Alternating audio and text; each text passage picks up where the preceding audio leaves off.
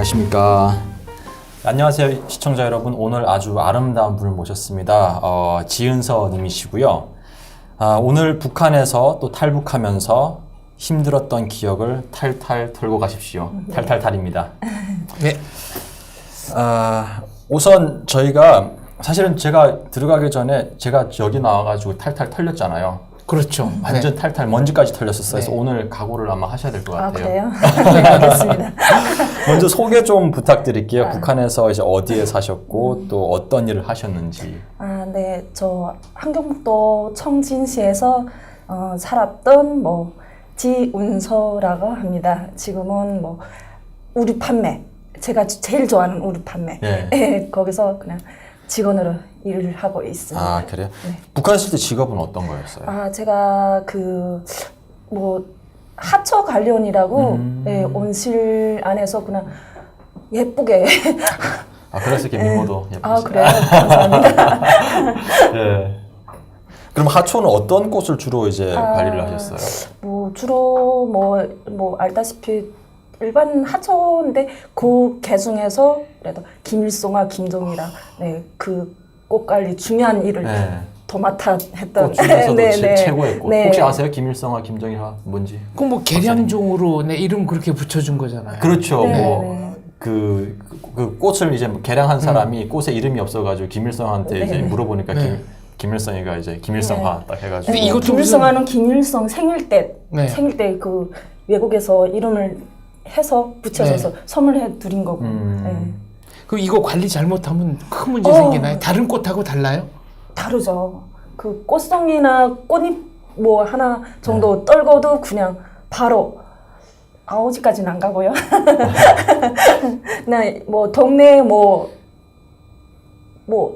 그 생활청과 생활청와는 기본적으로 하는 거고 단련소 같은데 거기 가서 꽃갱이 이렇게 삽질하고 도로 닦기 하고 그 정도 한 달 정도.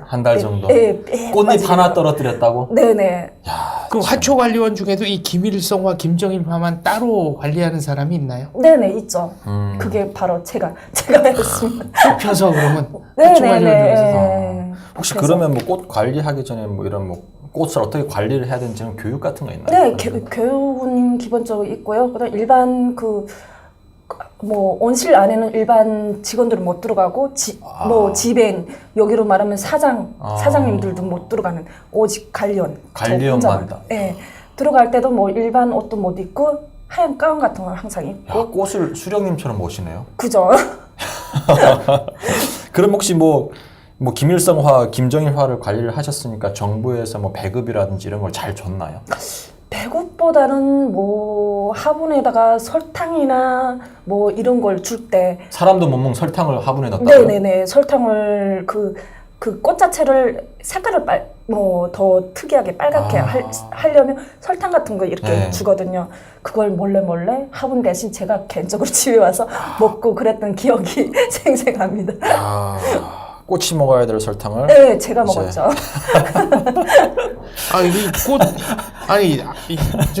꽃도 굉장히 좀 특별 대우를 하는 거네요. 네네. 심하게 특별 대우하네요. 보니까 김일성화, 김정일화를 3년 정도 이제 관리를 하셨고 그 이후에는 옷 장사를 하셨다고 들었어요, 제가. 네네. 그때 당시에는 월급을 그러니까 혼자 살고 이런 아가씨들 월급은 별로 안 줬었어요. 북한 돈을 제가 기억하기로는 150원 정도? 그때가 몇 년도였죠?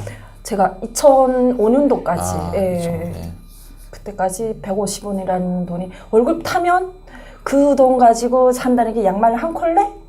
여자들의 파우더? 그런 거 하나 살 정도. 150원 쌀 1kg도 못 사? 못 사죠. 그냥 착취네요, 착취. 그죠.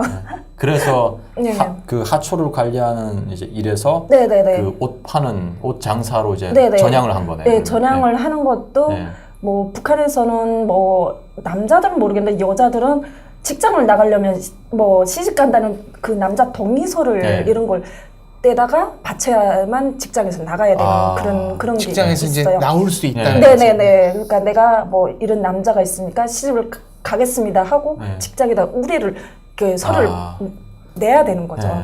그래가지고 그때 제가 남자는 없고 언니들이 너무 많고 해서 셋째 언니가 그때 형부랑 잠깐 그 초기 만났을 때 형부 셋째 형부 그 동의서를 떼다가 직장에다 바쳤죠. 그래가지고 나온 거죠. 남자친구는 없었는데 네. 직장에서 나오고 싶어가지고 네. 셋째 언니가 이제 만나고 있었던 네. 만난 지도 얼마 안 된 네. 남자의 동의서를 얻어가지고 네, 직장에다 냈죠. 제출하고 네. 그리고 참. 그럼 어떻게 하셨어요? 그리고 뭐 직장에서 오케이 승인하고 네. 바로 다음 날로 그만두고 네. 그다음에 중고 옷장사라는 직업을 그럼 장마당에서 그럼 일을 네, 하셨나요? 장마당 딱히 여기서는 뭐 가게나 이런 게 네. 있는데 거기는 가게란 게 없잖아요. 그쵸, 그래서 예. 시장 쪽에서 그냥. 예. 그럼 옷은 중국에서 온 옷이에요? 아니면 북한 내에서 만든 옷이었어요? 중국에서 온 옷이죠. 아. 여기로 말하면 구지 옷장사. 그 입던 옷 입던 옷, 있잖아요. 입던 옷, 입던 옷. 중고품. 예. 네.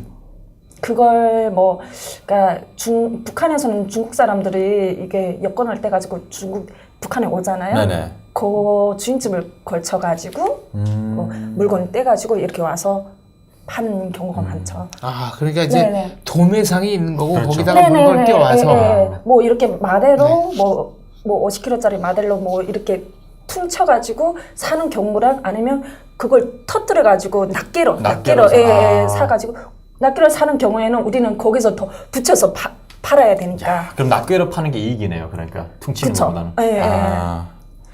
그럼 이걸 이제 장마당에 직접 들고 나가서 팝니까? 당연하죠.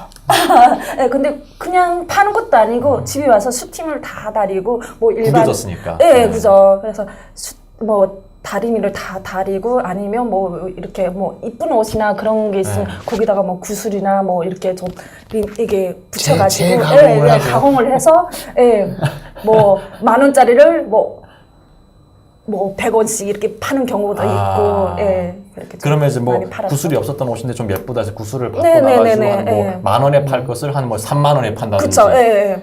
장사 잘하시겠어요. 좀 경험 있죠. 보니까 그 혹시 뭐 장사를 하면서 가장 뭐 기억에 남는 일 혹시 있어요? 뭐 이렇게 뭐 옷을 팔다가 뭐 싸웠다든지 아니면 뭐 또 옷을 뭐 받다가 뭐 특히 꽃제비들한테 네네. 뭐 도둑 맞았다든지 이런 뭐 그런 에피소드 같은 게 혹시 있어요? 성주 씨가 꽃제비 생활 오래 네, 했거든요. 저희가 옷을 많이 훔쳤거든요. 그래요? 저희가 꽃제비도 이제 그 레벨이 있는데 네. 이제 네. 저희가 한 레벨 중에 줄타기라는 게 있어요. 그게 네. 뭐냐면은 겨울에 북한에서는 뭐 드라이기 같은 게 없으니까 뭐 옷을 빨아서 밖에다 넣으면 빨랫줄에. 빨랫줄에 네, 널잖아요. 맞아. 그러면 꽁꽁 얼잖아요. 네. 그걸 여기서 뚝뚝 잘라가지고 감아가지고 도망치거든요. 줄타기. 아, 줄을 그래서 줄타기. 그래서 죄송해요. 제 이야기하면 안 되는데 어떤 뭐 기억 남는 그런 에피소드 같은 게 있었어요? 저도 그런 경우가 많았죠. 뭐 옷을 이렇게 예쁘게 지금 다 만들어 놓고 옷걸이에다 예쁜 옷걸이에다 그것도 색깔별로 있는 옷걸이가 있잖아요. 거기다 걸어가지고 파는 경우가 많거든요. 근데 그 북한의 장마당이라면 뒷벽 자체가 보면 나무로 이렇게 판자를 이렇게 했는데 그 짬이 있잖아요. 네네. 거기서 꽃제비들 갈고리를 이렇게 해가지고 채가는 경우가 많거든요. 근데 옷걸이에 걸어놨으니까 옷걸이에 걸려가지고 또 잡아서 때릴 때도 있고. 맞아요. 그리고 또 찾으러 가면 뭐 아까 얘기했다시피 뭐 도둑질하는 애가 있고 중간에 또 가져가는 애가 그렇죠. 있고 이렇게 해가지고 결국은 못 찾는 경우가 많아요. 3인 1조. 네. 훔치고 넘겨주고 네. 넘겨주면 얘는 뛰고. 그런 경우가 많았죠. 그러면은 뭐 2005년도 그때 하셨으니까 네. 저랑은 안 맞추는 것 같아요. 저는 99년부터 했거든요. 확실하게. 아무튼. 근데 당시 뭐 그때 그 나이 또래 분들이 네네. 주로 뭐 어떤 장사를 많이 했어요? 그러니까 저처럼 뭐 월급을 좀 안 줘가지고 나와서 중고 옷 장사를 하는 애들이 많았거든요. 그러니까 제 또래 애들이 너무 많아가지고 그 뭐 특히 중고 옷 장사 그 매장에 다 저 또래 20대 초반 애들이 나와서 장사하는 경우가 많은데 단속이 너무 심한 거예요. 그러니까 그 시집도 안 간 아가씨들이 장마당 나와서 장사하는 걸 되게 그러니까 하루에 몇 번씩 이게 단속 그 한 분들이 그쵸, 나오시거든요. 단속이 떴다 하면 뭐 지금 와다닥 싸가지고 뭐 순간에 그래가 뭐 툭수 이모 받아다 그럴 정도 아닐 것처럼 그냥 했다가 또 한 10분이나 뭐 이렇게 있다가 다시 모여가지고 이렇게 아. 애들이 그냥 다 또래니까 뭐 놀고 먹고 장사하는 것보다 그냥 어울려서 놀고 먹고 뭐 그런 재미. 그럼 뭐 물건도 팔 뿐만 아니라 거기에서 네. 그냥 이제 뭐 친구들과 같이 노는 재미. 그쵸. 그런 그리고 것도 뭐 있었네요. 누구 이쁜 옷을 입었으면 뭐 서로 더 붙여가지고 뭐 네. 내가 얼마 주고 살 거니까 팔아 하고서 또 입는 경우도 있고 근데 뭐 탈의실도 없어요 북한에는. 그쵸. 그냥 장마당 그 앞에 사람들이 막 남자 여자 지나가는데도 뭐 거리낌 없이 그냥 그 앞에서 벗고 입고 그럴 정도로. 이거 참 뭐 그런 일을 하면서 뭐 아까 또래분들 뭐 시장에서 뭐 이런 뭐 장사도 했었고 그러면 그 또래 남자들은 주로 어떤 일을 했어요? 남자들은 거의 보면 뭐 자전거 장사나, 아. 예, 뭐 중고 자전거 같은 장사나 뭐 가전제품 뭐 CDR 있잖아요. 네네네. CDR 그런 장사를 하는 애도 있고. 근데 이제 그때는 저 뭐 중학교, 고등학교 친구 애들 몇 명 그런 장사를 하는 애들이 몇 명 봤었거든요. CDR이면 북한 영화예요? 아니면 어떤? 아니 한국 영화죠. 한국 영화. 또 예, 몰래 한류가 몰래. 또 몰래 또 예, 모여서, 예, 네. 어디 구석에 데리고 가가지고 팔면 그냥 주머니에서 이렇게 꺼내 줄줄줄줄줄 뭐 1부부터 한 50부짜리 줄줄줄 이만큼 나오는 거죠. 그럼 하나 개당 파는 거야? 어떻게 되는 거예요? 뭐 개당 파는 경우가 네. 단편작 같은 거는 개당 파는 건데 뭐 몇 부작 이런 거는 네. 그냥 퉁으로 해가지고 시리즈로? 뭐, 예, 시리즈로. 예. 그래서 뭐 얼마다 한 목에? 예. 네. 그러니까 저도 사본 적 몇 그래요? 번. 뭐 있었거든요. 보셨어요? 사봤어요? 그래가지고 뭐 천국의 계단 제가 제일 기억이 나는 게 천국의 계단이랑 가시고기. 북한에서 네네네. 권상은 딱 그 뭐죠 부메랑 던지면서 네, 사람은 그쵸. 돌아오는 예, 거야. 예. 저는 한국에서 봤거든요. 한국에서. 예. 그래요? 천국의 계단은 한 50번은 넘게 본 것 같아요. 진짜요? 네네. 너무 암기할 정도로. 야, 그럼 제주도 가보셨어요? 제주도요? 네. 못 가봤습니다. 백두산은 가봤는데 네. 예, 제주도는 한 번도 가본 적이 없습니다. 뭐 그러면은 그 드라마 통해서 남한에 대해서는 많이 그래도 알았었겠네요. 네, 알았죠. 네. 어떠셨어요? 그때 처음 제가 궁금한 게 네. 처음 남한 영화를 딱 봤을 때 네. 첫 느낌이 어땠어요? 기억나세요 혹시? 설마 저렇게 그러니까 제가 제일 진짜 부러웠던 게 뭐냐면 뭐 영화 드라마나 보면 그 사모님들이 막 2층 집에서 슬립 입고 막 이렇게 내려오는 다 일반 남한 여성분들이 다 그렇게 사는 줄 알았거든요. 나도 저기 가면 저렇게 살 수 있겠나? 뭐 멋있는 남자랑 살면서 그런 안 되는 꿈을 꾼 적도 있죠. 그러면은 뭐 드라마를 통해서 남한 소식을 알았고 그리고 또 뭐 그러면은 그렇게 남한에 대해서는 이렇게 거부 반응이 많이 없었겠어요? 없었는데 뭐 북한에서는 뭐 저는 또 집안에 다 교육자 집안이라서 아예 이게 뭐 한국이란 그런 걸 몰랐었거든요. 세뇌가 아주 확실하게 네, 있었네요. 너무 빨간 집이죠. 그래서 그냥 드라마도 한국 드라마도 아빠 몰래 이렇게 뭐 친구 집에 가서 보거나 집에서는 한 번도 본 적이 없고. 뭐 드라마 보면 늦게 집에 들어올 때 있잖아요. 아버지가 몰아서요. 아빠한테 되게 혼났고. 그래요? 네, 너무 혼난 적도 있고 맞아 본 적도 있고. 그 드라마 보면 이제 이 남쪽 말투 따라하게 되고 그런 것도 있잖아요. 그렇게까지는 해본 적은 없어요. 근데 뭐 음악 같은 거나 뭐 이렇게 태진아나 뭐 이런 노래를 뭐 장모님 이런 노래 있고 무슨 뭐 되게 아는 게 많았었죠. 야, 역시 뭐 2005년도에 그렇게 막 CD를 팔 정도면 지금은 아주 더 하겠네요. 지금은 뭐 유명한 드라마 같으면은 뭐 3살 안에 들어간다고 예. 하니까. 요즘은 연애 그 예체능이랑 그런 네. 거 막 다 들어간다고 하더라고요. 무한도전. 네, 뭐 드라마뿐 무한도전, 아니라 뭐 예능. 1박 2일, 네. 뭐 예능이 다 들어간다고 하더라고요. 그때는 제가 있을 때는 뭐 이렇게 백덕각처럼 이렇게 CD 이렇게 들어가는 거 있잖아요. 그쵸, 그 테이프라고 네. 테이프에. VTR, 네. 그게 기본 TV, 많고 네. CDR이 조금 제가 있을 때 당시는 좀 귀할 때 됐는데 지금은 USB 요만한 걸로 이렇게 들어간다고 하더라고요. 참. 그럼 뭐 옷장사 하면서 뭐 지역도 많이 다녔나요? 이렇게 아니요, 지역을 다닌 적이 없고 그냥 그 지역 그 지역에서만 거기서 동네만 동네에서만. 그러면 뭐 옷장사 하다가 그러면 탈북을 왜 하셨어요? 탈북을 한 계기가 이게 중국 사람들이 이게 중명대 가지고 북한에 오잖아요. 네네네. 오면 하교들이죠. 예, 하교들이죠. 예, 뭐 이렇게 북한 사탕을 막 옆에다 끼고 이렇게 쭉 와서 아가씨들이 이렇게 쭉 앉아 있으니까 이렇게 얼굴 첫 코스부터 마지막 코스로 쭉 와서 얼굴을 쭉 보는 거예요. 이렇게 쭉 봐가지고. 아, 중국 사람들이? 네네네 와가지고. 와서 뭐 이쁘다고 생긴 사람들은 이렇게 와서 우리 내가 물건이 이렇게 있으니까 우리 집 올래요? 하고 주소를 다 알려주는 거죠. 중국 주소를. 아니 북한에 있는 북한에 있는 주인집 네. 주소를 알려주면 우리가 또 몇 명이 저를 짜가지고 가서 뭐 길을 넘겨오든지 아니면 길을 이렇게 사가지고 오든지 그렇게 하거든요. 그래서 한번 중국 분이 와서 그래서 제가 간 거죠. 가서 얘기를 몇 번을 그 중국 분을 몇 번을 봤었거든요. 장마당에서 뭐 중국이 가면 뭐 좀 돈을 좀 쉽게 벌 수 있다. 네. 뭐 중국이란 자체를 몰랐었으니까 중국 가면 뭐 어떻게 돈을 버냐, 그러니까 회사 뭐 어떻게 돈을 농사하는 일도 있고 뭐 회사 들어가서 뭐 돈 버는 경우도 있고.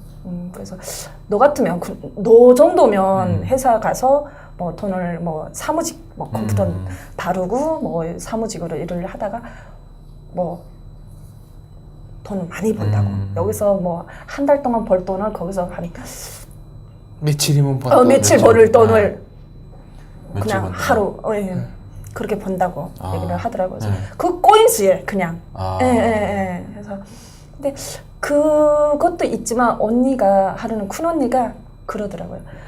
언니들이 좀 시집간 언니들이 몇 명 있었거든요. 그래서 큰 언니가 가만히 저를 불러다 앉혀놓고 언니처럼 이렇게 언니들처럼 이렇게 해서 살지 말라고. 그러니까 시집을 갔으니까 북한에 시집 가면 여자들이 뭐 배낭을 몸보다 그렇죠. 더 무거운 네. 배낭 메고 뭐 머리도 이고 이렇게 가족들 머리 살려야 되니까. 나가야 되잖아요. 네. 그러니까 언니들 봐서라도 막내는 이렇게 언니들처럼 살지 말라 해가지고 그 언니가 부추기는 그 계기를 해서 더더욱 마음 굳게 먹고 새벽에 그것도 브로콜리랑 다 이렇게 짜서 새벽에 넘어. 그럼 두만강 넘을 때 혼자 넘으셨어요? 네, 혼자 넘어왔죠. 그러면 브로커들은 중국 쪽에서 기다리고 있었고. 네네네. 아. 네, 12월 달에 넘어가가지고 그냥 뭐 물에 빠져 본 적은 없고 그냥 미끄럼틀 타면 넘어온 것 같아요. 네네. 얼음을 네. 그러면은 그 건널 때 뭐 경비대들한테 뭐 돈 주고 다 그러니까 서로 북한 쪽이나 중국 쪽 브로커들이 다 짜서 뭐 재현했었거든요 새벽에. 네. 그러면 브로커들이 이제 그 북한 쪽에 있는 군인들, 중국 쪽에 있는 군인들 다 매수를 한 거네요. 그쵸. 예. 그리고 미끄럼틀 타고 넘어간 예. 그러니까 두만강이 이렇다면 북한 쪽의 반은 꽁꽁 울었는데 중국 쪽의 반은 좀 살음 정도 돼가지고 그러니까 저 기억에는 반은 미끄럼틀 쭉 타면서 넘어간 기억이 나고 반 중국 쪽의 반 그쪽은 뭐 중국 쪽 아저씨가 뭐 고무바지? 네. 우리 고기랑 잡을 때 고무바지 네. 이만큼 입잖아요. 네. 그러니까 고무바지를 입고 와서 업혀가지고 그렇게 넘어간. 그럼 반은 미끄럼틀 타고 반은 사람 등 옆에서 넘어간. 네네네네. 그렇게 넘어갔죠. 그때가 그럼 2005년 12월이었네요. 네네. 야, 그러면은 그 아저씨 만났을 때 안 무서웠어요? 딱 두만강 발을 첫 발을 넣는 순간 내가 잘못된 선택을 했구나 싶어가 다시 돌아갈래 하니까 안 된다고 하더라고요. 그래서 뭐 때는 다 된 거니까 그냥 몇 개월만 돈 벌고 넘겨다 준다는 그런 약속 믿고 넘어간 거죠. 그리고 그러면은 그게 두만강 넘고 제일 먼저 간 곳이 어디였어요? 거기서 뭐 중국을 넘어가서 뭐 중국 쪽에 차가 이렇게 대기하고 있더라고요. 차가. 예. 그 차를 타고 한 2시간, 3시간 정도 들어간 것 같더라고요. 그래서 들어가서 주인집 아저씨, 그러니까 저를 막 산 집이겠죠. 네. 가서 뭐 거기서 밥 먹고 제가 아니 회사라고 얘기했는데 왜 걔 집에 왔냐 하니까 내가 너를 얼마 주고 샀다. 그래서 이제는 못 간다 이렇게 돼가지고 한 열흘 동안 그냥 밥 안 먹고 단식 투쟁하며 보내달라고 울었던 그런 기억. 그러니까 이제 인신매매 됐다는 걸 바로 안 거네요. 중국 네, 가자마자. 아저씨가 그냥 알려주더라고요. 그러면 그때 얼마에 팔렸다고 들으셨어요? 중국 돈이겠죠 아무래도. 네네. 근데 단계가 있다고 하더라고요. 그래서 뭐 그 아저씨가 말하는 걸 보니까 뭐 중국 돈 얼마 이렇게 뭐 제일 마지막 중국 돈 그 금액은 잘 모르겠는데 제일 마지막 되는 금액은 뭐 한 200원인가? 200원을 예, 그때 당시 200원도 되게 센 걸로 제가 알고 있거든요.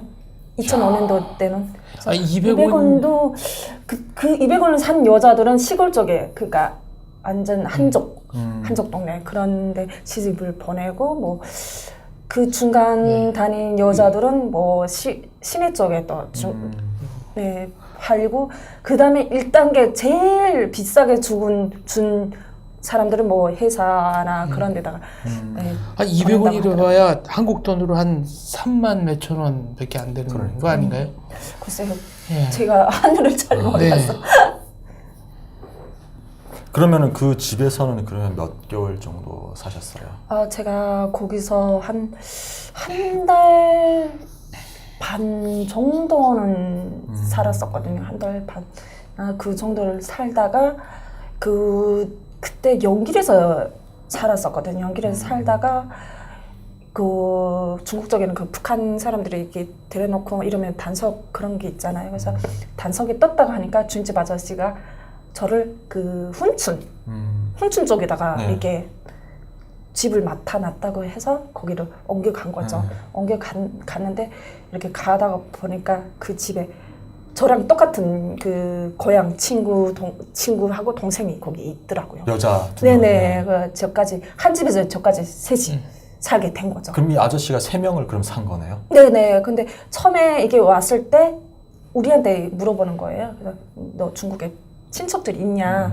네, 저는 없다고 했죠. 그러면서 그 훈춘에 넘기면서 주인집 아저씨가 그 저까지 셋 중에서 제일 제가 믿음직했나 봐요. 저 방에다가 집 전화를 놨더라고요. 그래서 아저씨가 없는 틈을 다 가지고 가자마자 전화를 했죠.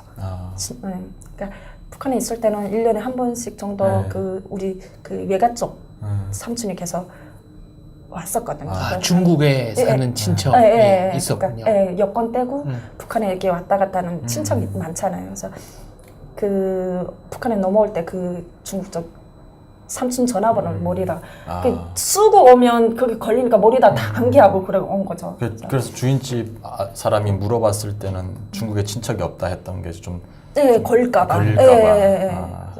또 안쪽에다 또 팔아먹을까봐 겁나서 그래서 없다고 했다가 거기 훈춘을 넘어가서 그 집 전화를 이렇게 전화를 했죠. 근데 삼촌이 받더라고요.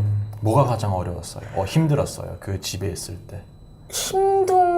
그러니까 뭐 먹는 거는 되게 잘 주거든요. 뭐 과일 못 먹던 과일도 주고 뭐 밥 뭐 과자 뭐 이런 거는 잘 주는데 외로운 거야. 사람 외롭고 갇혀 있는 생활 있잖아요. 방마다 이렇게 갇혀 있고 문을 잠갔어요. 그러니까 문도 잠그고 출입문도 다 잠가 버렸거든요. 근데 거기 연길에서 한 달 반 정도 있다가 훈춘을 넘어오면서 주인집 그 아저씨가 조금 믿을만 했나 봐요. 그래서 방의 문은 안 잠그고 바깥으로 이렇게 문을 잠그고 나가더라고요.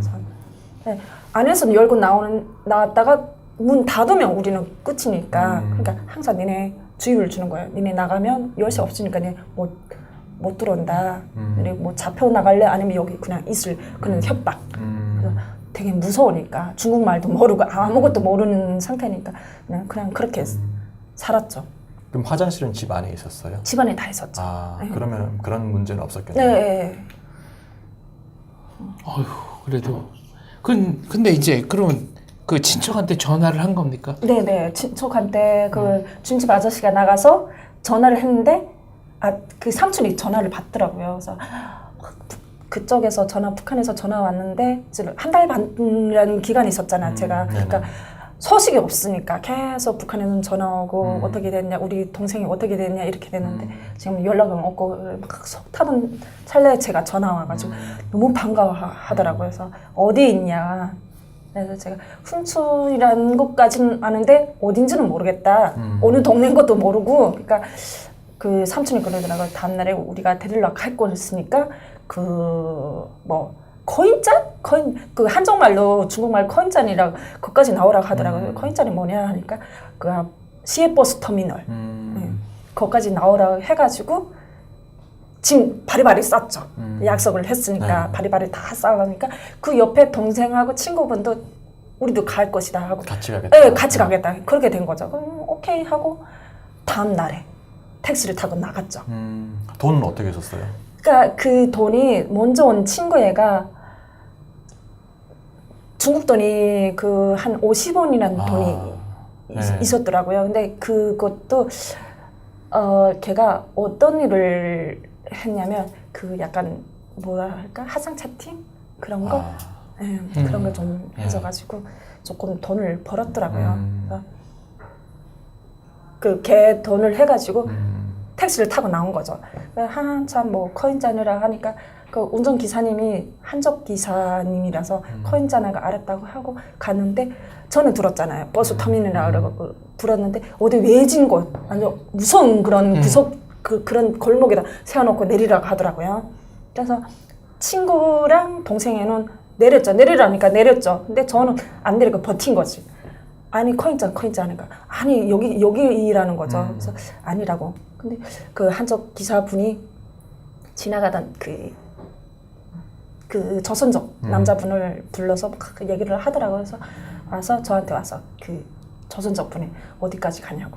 그래서 코인잔이라고 하니까 아니 한정말로 하지 말고 한국말로 하라고 해서 시외버스 터미널이라고 얘기를 하니까 아 그러냐고 또 기사님하고 얘기를 하다가 거기까지 태워다 준 거예요. 근데 저는 삼촌 얼굴 북한에서는 봤으니까 거기까지 갔는데 삼촌이 딱 본 거예요. 그래서 나는 얼굴 서로 아니까 막 서로 너무 반가워서 막 삼촌은 먼저 와서 기다리고 있었어요. 네네. 그 일행이랑 그 동생분이랑 해서 데리고 온 거죠. 그래서 너무 부둥켜갖고 막 울고 막 한 달 반 동안 완전 그렇게 상봉하고 거기서 버스 타고 여기까지 들어온 거죠.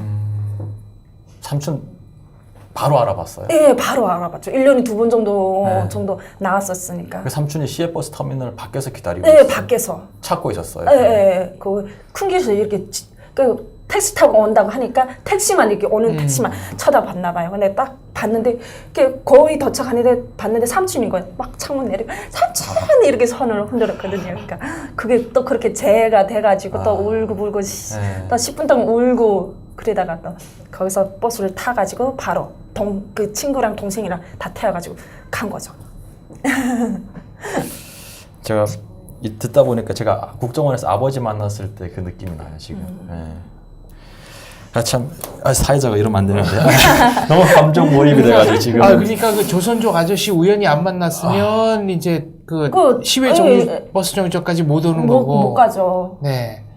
삼촌도 못 만날 네, 뻔했네. 못 만났죠. 자, 그래서 이제 그 고향 친구, 고향 동생 그리고 은서 씨 셋이 이제 삼촌 집에 왔습니다. 네, 와가지고 그냥 거기서 벗어났으니까 우리는 해방이 됐다 이렇게 된 거죠. 근데 저녁에 집 전화가 온 거죠. 그래서 삼촌이 우리 삼촌이 전화를 해가지고 받았는데 아니 이만저만해서 뭐 바꿔달라 이렇게 된 거죠. 전화한 사람이 누구였어요? 그러니까 주인집 아저씨가. 그러니까 집 전화를 내가 했으니까 그게 발신 이게 번호가 뜨잖아요. 그 메모리 이렇게 기억 딱 누르면 그래서 거기다가 전화를 했겠죠. 그래서 우리 삼촌이가 전화를 받았는데 운서 좀 바꿔달라. 그러니까 누구냐 이렇게 되니까 운서 아는 삼촌이다 이렇게 돼서 우리 삼촌이가 야 운서야 너 아는 삼촌이 너 바꿔달라고 하는데 그래서 뭣도 모르고 내가 받았죠. 받았는데 나나 주인집 아저씨다 이렇게 된 거죠. 그래서 달아나려면 혼자 달아나야지 왜 걔네들까지 다 데리고 나가냐. 그러니까 걔네 몸값도 있고 저를 샀으니까 저 몸값도 있는 거잖아요. 그러니까 몸값도 있고 뭐 기계값도 있고 뭐 그 집 방세 값도 있고 했는데 저한테 안 하려고 니네 셋이 오든지 아니면 네가 오기 싫으면 걔네들을 다시 보내라 이렇게 된 거죠. 저는 그때 당시는 20대 초반 때니까 너무 철이 없는 거죠. 전화기를 똑 찍고 너 갈래? 안 간대. 너 갈래? 안 가겠대. 그래서 저는 지금 안 가겠다는데요. 이렇게 된 거죠. 그래서 안 가겠다는데 네. 그 중국 아저씨가 너 딱 기다려. 내가 이거 추적해가지고 간다. 이렇게 잡으러 된 거죠. 간다, 이렇게. 잡으러 가는 네. 그거 황당한 거죠. 그래서 삼촌 보고 우리 삼촌이 이게 그 아저씨가 우리 잡으러 온대요. 이렇게 된 거죠. 그래가지고 여기 저희 이모가 지금 살고 있거든요. 한국에. 그때 당시 이모가 먼저 왔었으니까 그 이모랑 이렇게 통화를 했나 봐요. 브로커를 이렇게 대했어요. 네. 근데 그 다음 날로 이모가 다시 전화로 왔죠. 그래 이렇게 브로커를 했는데 군사한테다가 오겠냐 의향을 물어봐라. 이렇게 된 한국 거죠. 오겠냐? 네, 한국 오겠냐. 네. 네, 삼촌이 야 군재야 너 한국 갈래?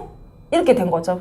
근데 저는 무조건 살아야 된다는 그 압박감 때문에 한국이라니까 한국이 저는 제가 알기에는 안쪽 저기 중국 안쪽 동네인 줄 알았거든요. 저도 그랬어요. 저도 그렇게 하고 한국에 왔어요. 남조선은 아는데 한국은 네, 좀 모르죠. 남조선이라고 얘기했으면 저는 안 갈래요. 그렇게 됐는데 한국 갈래 하니까 아무 생각 없이 그냥 오케이 네 가겠습니다 이렇게 된 거죠.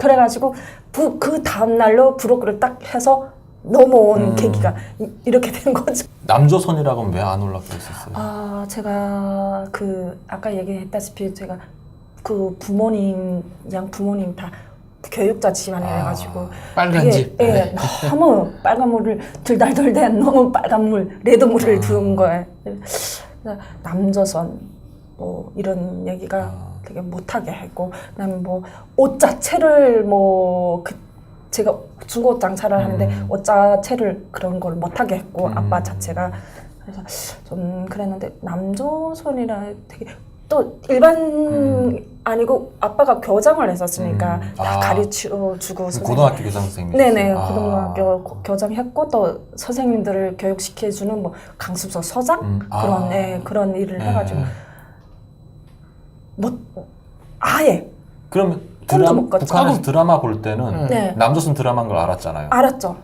야, 그러니까 이게 참 세대 차이가 그러니까 아버님은 못하게 하는데 몰래 이제 드라마를 보고 밤에 늦게 들어가서 아버지한테 뭐 혼나고, 맞고. 혼나고, 네. 근데 그럼 드라마 보고는 동경했을 거 아니에요? 저는 저기 가서. 근데 아빠는 그런 걸 안 보거든요. 그러니까 이제 한국에 왔을 때 만약 따님이 이제 한국에 왔다는 거를 이제 북한에서 알게 되면 아버지하고 어머니가 이제 피해를 받으니까 네네네. 그거에 대한 두려움 때문에 그러셨고 그러면 이제 한국에 가겠다고 그랬잖아요. 네. 그래서 그 다음날 브로커가 바로 왔어요. 네네 바로 손을 다 이렇게 밟아가지고 네. 바로 왔더라고요. 그래서 그냥 아무 생각 없이 친구랑 동생이랑 저랑 셋이서 그냥 떠났죠. 그러면 그 친구들도 언니 따라갈래 막 이러고 따라온 거예요. 네네네. 그러니까 그렇게 된 거죠. 거기도 한국이 어딘 줄 모르고 일단 몰랐죠. 몸을 걔도. 피해야 되니까. 네네. 무조건 내가 살아야 된다고 이런 압박감 때문에 그냥 넘어온 거죠. 한국을 모르고 출발을 했고 네. 한국이 남조선인지 모르고 출발을 했고요. 네. 그리고 이제 그러면 연길에서 이제 어디로 간 거예요? 그러면? 연길에서 뭐 저기 그 어디 됐지? 곤명. 네네. 권명으로 해서 갈 때 뭐 기차 타고 왔어요? 기차 타고 기차 타고 예, 왔어요. 기차 타고 갔는데 그 또 오는 단계가 되게 어렵게 왔는데 그 기차를 타고 가잖아요. 네. 고명까지 가는데 그 열차원이라고 그쵸, 하나요? 열차원. 열차원들이 기차표 네. 검사, 검표. 네. 검사를 하는데 그 브로커가 그 어디까지 고명까지 데려다 주는 또 브로커가 있잖아요. 그 브로커가 무조건 중국말을 모르니까 그냥 뭐 메이어 팀부동 뭐 이런 건 간단한 거 그런 걸 배워줬거든요. 네네. 그래서 이렇게 자는데 어떻게 북한인 거 알렸나 봐요. 근데 다 있는데 꼭 저만 와서 표를 내놔라고 하더라고요. 그래서 그냥 표를 보이니까 어디까지 가나 이렇게 물어봤나 봐요. 그래서 그냥 메이어 그냥 팀부동 계속 이러니까 나보고 오라고. 저 때문에 7명이란 그 인원이 다 내린 거죠, 중간에서. 네. 어디 역에서 내렸어요? 그거 잘 중간 역에니까 그냥 내렸어요. 내린 거죠. 내려서 거기서 또 기차표를 사가지고 다시 그또 다음날 또 차 타고 기차 타고 또 고명까지 무사히. 그러면 이제 그 열차원이 내리라고 해가지고 조사를 받았어요. 네, 아니죠. 내리라고 한 게 아니라 오라고 저 혼자만 오라고 했는데 그 부록구가 내가 혼자 하면 이게 다 잡히니까 몽땅 7명이 싹 내린 거예요. 여기서 중간에. 그냥 다 내려버린 거예요. 네, 다 내린 거죠. 오라고 그랬는데 안 가고 그냥 아예 내려버린 거. 네. 그럼 열차원은 오는 줄 알고 지금도 기다리고 있겠어요. 그죠? 그리고 여기에 내렸어요. 네. 그리고 이제 거기서 잤나요? 어떻게 거기서 거기서 네. 그냥 그냥 뭐 역에서 꽃제비 꽃제비를 쳤죠. 추억이네요, 꽃제비. 아니, 북한에서도 네, 못하는 그쵸. 꽃제비를 중국에서 하고. 네, 중국에서 했죠. 네. 그리고 그 다음날 아침 표를 구해가지고 다시 기차에 올랐나요? 기차에 탄 게 아니라 버스를 탔죠. 버스를 그때는 타가지고 아, 이제 바꾼 거네. 네, 이동 네. 수단을. 통로를 바꾼 거죠. 네. 버스를 타가지고 고명까지 가가지고 그러면 거기서 몇 시간 걸렸어요, 군명까지? 하룻밤 잔 기억이 나거든요. 버스에서요? 2층 침대인데 거기서 뭐 이렇게 자고 일어나니까 다음날 아침이 돼가지고. 근데 그 집에 고명이라는 그 집에 갔는데 거기 또 일행들이 먼저 온 일행들이 있더라고요. 그래서 거기서 또 같이 온 일행들이랑 또 찢은 거죠.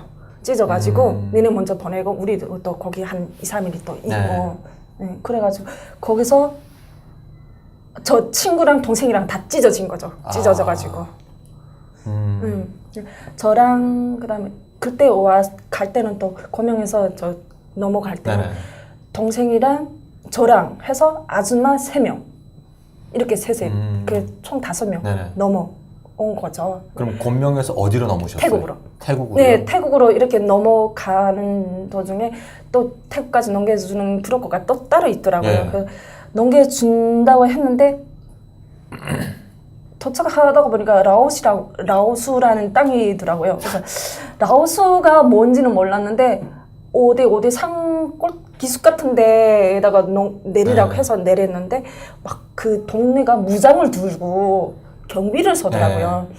그러니까 그 큰 도시가 아니라 쪼매난 이렇게 동네인데 그 동네에서 무슨 무장을 들고 이렇게 해서 잡혔죠. 잡혀가지고 네, 잡혀가지고 얘기를 하는데 거기서 또 중국말 아는 분이 계시더라고요. 그러니까 우리 쪽에서도 아줌마가 한 중국에서 10년 살았던 아줌마가 있는데 그 아줌마랑 그 라오스에 있는 그 분이랑 중국말 이렇게 대화를 했는데 너네는 딱 보니까 북한 사람인 것 같다.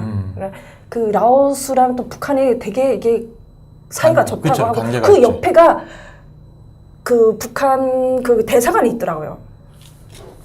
그래서요? 그래가지고 거기서 죽는다고 우리가 또 넘어올 때 이렇게 칼을 이게 면도칼 같은 거 이런 거 갖고 다니잖아요. 그 면도칼을 막 죽는다가 쌩쇼를 하고 막 이렇게 막 굽고 이랬는데 그리고 정신을 잃은 거죠. 일어났는데 정신을 깨서 일어나니까 감옥 안에서 링게 꽂고 있더라고요. 제가 거기 그래 며칠 또 좀 치료를 받고 우리 넘겨달라. 우리는 북한 사람 아니고 한국 사람이다. 우리는 단지 한국 사람이면 여권을 달라 이렇게 된 거죠. 근데 여권이 없잖아요. 그러니까 우리 어느 도정이 여권 잃어버렸다 이렇게 된 거예요. 아니야, 너네 그러면 무조건 북한 대사관에 넘겨준다고. 근데 그 무장 들고 그 동네 무장 들던 사람들이 어디 뭐 이렇게 여기로 말하면 저 경찰 그런 데를 넘겨줬는데 참 웃긴 게 여기로 서장이라 할까요? 책임자가 경찰서장. 네, 그 분이 저를 그냥 쑥 훑어보더니 그 중국말이랑 같이 하는 그 언니 있잖아요. 그 언니랑 대화를 하시더니 그 언니가 그러는 거예요. 야, 저분이 저를 여기다 떨궈 놓으면 일행 4명을 다시 태국으로 보내주겠다. 이렇게 된 거예요. 그래서 그 언니가 저를 지금 설득을 하는데 자기들을 위해서 저보고 희생을 하라는 거죠. 인질처럼. 네. 그러니까 너는 저 사람 너한테 꽂혔으니까 너는 저 사람이랑 살다가 몇 년 살다가 네가 한국 가고 싶다 하면 보내줄 수 있지 않니? 근데 우리는 어떻게 해야 되는 거야? 그러니까 자기네 위해서 희생해달라 그거죠. 그러니까 아니 난 죽어도 같이 죽고 살아도 같이 살겠다 이렇게 되게 못되게 그래가지고 거기서 그냥 내가 울기 시작한 게 그 동생애도 그렇고 아줌마 3명이 다 같이 울은 거예요. 그 아래서 통곡하면 막 울고 하니까 나중에 경찰서장이 제발 울지 말라고 다시 태국을 넘겨줄 거니까 네. 여자들 우는 게 제일 질색이니까 울지만 말라고. 네, 그래서 다시 태국을 다시 넘어간 거죠. 아니 그럼 브로커는 태국으로 간다고 했는데 왜 라오스로 갔어요? 브로커가 잘못 때문에 준 거잖아요. 브로커가 잘못. 그럼 불해놓고 자기는 임무 수행했으니까 간 거죠. 그러니까 어떻게 그 다음부터 우리가 알아서 가야 되니까. 그럼 그 아까 말씀하셨을 때 그 면도칼을 항상 갖고 다녔었는데 네. 왜 그었어요 팔을? 농기면 제가 거기 또 북한 식구들 있잖아요. 그러니까 뭐 가서 제가 혼자 죽으면 또 괜찮은데 북송되면 네. 가족 북한에서는 뭐 일가 뭐 사돈이 8천까지 다 연주하자니까. 다 죽이니까 그렇죠. 그 중국에만 있은 게 아니라 한국 오려고 시도를 했으니까. 여기까지 왔으니까 그래서 멘토칼로 굵었죠. 아이고 그러면 이제 우선 그리고 울었어요. 막 열심히 울었어요. 그래서 다시 넘겨준 거죠. 그 경찰들이 태국으로 넘겨준 거예요. 태국하고 라오스 강이 진짜 쪼매네요. 진짜 작아요. 그러니까 쪽배 같은 거기다가 태워가지고 서장이 직접 자기가 나와서 다 태워다주고 뭐 발에다 잘 가라 그래. 잘 가라고 착하네 해가지고 도시락 다 싸주고 도시락까지요? 다 싸주고 그렇게 보내. 그럼 태국에 도착했을 때 누가 받으러 온 사람이 있었어요? 아니요, 없었죠. 그럼 어떻게 했어요? 없었죠. 그러니까 그 쪽배 그 운전하는 그 분 있잖아요. 이게 태국이다 하고 넘겨다 준 거죠. 그리고? 그리고 자기는 또 갔고 우리는 거기서 낮에 가면 우리가 잡히겠구나. 낮에는 그 풀숲에서 그냥 지저분듯이 가만히 있고 있다가 밤에만 도보를 하는 거죠. 어딘지도 모르고 정처도 없이 그냥 여자 5명이서 그냥 도보를 한 거죠. 막 가다가도 이게 아스팔트 있잖아요. 막 가다가도 뒤에서 불빛만 나면 그냥 숨고 후다다닥 하고 다 옆에 도랑창 같은 데서 막 숨고 있다가 또 대낮엔 가만히 있고. 그러면 며칠을 그렇게 하셨어요? 하루 반 정도는 한 것 같아요. 하루 반 정도? 그렇게 도시락 하나 가지고? 그냥 쪼개서 먹고 그냥 가다가 그 밤에 조용하잖아요. 근데 신발 여자들이 또 다 굽이는 구두니까 따각따각 이렇게 소리 나니까 신발 다 벗어. 손에다 쥐고 맨발로 도보를 했거든요. 아스팔트 세멘트 길을 도보를 하다가 하루 반 정도 걸린 것 같아요. 그 이후에는 어떻게 됐었어요? 가다가 대낮에 우리 이제 오는 정도 왔겠다 해서 가는데 뒤에서 무장 두는 사람들이 경찰들이 와가지고 잡아서 우리를 자기네 또 쪼매난 거기 들어가서 짐을 다 털으라는 거예요. 말을 못 알아들으니까 짐을 다 털라고 해서 다 털고 몸 검색 다 하고 우리가 한국 사람이다. 어떻게 경찰 저기 감옥에만 이어달라. 그러니까 브로커가 무조건 잡히라고 우리를 시켜줬거든요. 숨지 말고 태국 가면 잡혀라. 무조건 잡히라. 잡히고 우리 한국 사람이다. 우기고 그냥 무조건 감옥 안에 들어가. 이렇게 된 거죠. 그래서 거기서 그냥 하루 반 만에 우리 이러다가 중간에서 그냥 도로에서 죽을 것 같다 해서 잡혀서 이렇게 넘어가 해서. 그러면은 중국에서 라오스를 거쳐서 태국까지 왔잖아요. 네. 그 시간이 기간이 어느 정도 걸렸어요? 한 일주일. 일주일 정도. 그럼 일주일 정도 이제 기차 타고 오다가 걸려서 기차 버스에서 다시 내려서 버스 타고 또 라오스에서 또 브로커가 실수해가지고 라오스에 넣고. 그때 당시에는 북한의 사람들이 이렇게 태국선하고 무슨 이게 어디 선이지? 거기 그 선밖에 없었거든요. 라오스란 땅을 잡힌 게 우리가 제일 처음이에요? 네, 최초로 잡힌 거죠. 그때는 라오스 선도 없고 지금은 라오스 선이 있잖아요. 근데 지금 그때는 라오스 선이라는 게 없었거든요. 생소하게 라오스에 잡혀. 그러니까 중국에서 라오스를 가셨고 잡혔고 또 하루 반 정도를 또 밤에는 걷고 낮에는 숨어 있고 그렇게 하는 과정 속에서 뭐 가장 기억 남는 게 있어요? 뭐 서러움이라든지 아니면은 그래도 친구들이 있어서 괜찮았다든지 그런. 그냥 어땠어요 마음이? 서러운 게 하나 그냥 다 서럽더라고요. 그냥 내가 왜 중국에 넘어왔으면 넘어와서 내가 왜 이렇게 부모 형제 없이 혼자서 여기까지 왜 왔을까? 다시 가고 싶은 생각. 참. 그래서 이제 이민국 감옥으로 간 거네요. 네, 그 감옥으로 결국은 감옥까지 갔는데 거기 북한 사람들 엄청 많더라고요. 그때는 어땠어요? 북한 사람 이렇게 많나? 깜짝 놀랐어요. 깜짝 놀랐죠. 거기서 제가 알았죠. 이게 다 한국에 남한은 이제 남조선을 넘어온 그 거기서는 이제 일행들이야. 남조선이라는 걸 남조선 한국이 가는 남조선이라는 걸 아는 일행인 거고. 줄 알았거든요. 어땠어요? 그때 남조선 간다고 했어가지고 깜짝 놀랐죠. 거기서 또 울고 막 다시 보내달라고. 네, 보내달라고 제발 보내달라고. 뭐 그럼 제가 듣기로는 이제 그 태국에 수용소가 있는데 그게 공간이 되게 협소한데 작은데 그 안에 사람들이 되게 많이 들어간다 그러더라고요. 북한 사람만 해도 300 몇 명이 들어가 있어요. 그 당시에. 예. 그러니까 공간이 딱 빈 공간이 요만한 탁상만한 다 네. 할까요? 네. 그 다 사람들 줄레줄레 다. 그리고 또 먼저 온 사람들이 텃세가 또 장난 아니에요. 터스라면 어떤 걸? 돈 받고 자리 팔고 네. 그런다면서요. 네네네네.